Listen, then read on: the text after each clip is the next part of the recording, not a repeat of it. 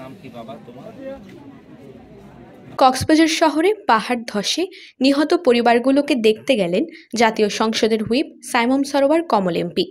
শুক্রবার বিকেলে শহরের এবিসি খুনা ও শিকদার বাজার এলাকায় পাহাড় ধসে নিহত দুই পরিবারের সদস্যদের সাথে কথা বলেন এবং তাদের সার্বিক বিষয়ে খোঁজ খবর নেন হুইপ কমল। এ সময় তিনি পাহাড়ের পাদদেশে ঝুঁকিপূর্ণ স্থানে বসবাস না করার অনুরোধ জানান।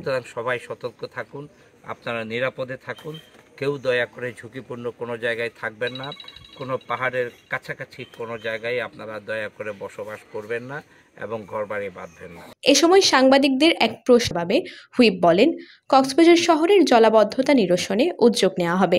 আমরা দেখেছি গতকালকে অনেক স্থানে পানি বাধাগ্রস্ত হয়েছে এবং সেই সমস্ত স্থানের বসতি যারা আছে তারা সবাই খুব কষ্ট পেয়েছে এবং এই অভিজ্ঞতা কাজে লাগিয়ে আমরা কক্সবাজার উন্নয়ন কর্তৃপক্ষের সাথে বসব, প্রয়োজনে পুনরায় যেখানে পানি বাধাগ্রস্ত হবে সেই স্থানগুলো অপসারণ করার সিদ্ধান্ত নেওয়া হবে।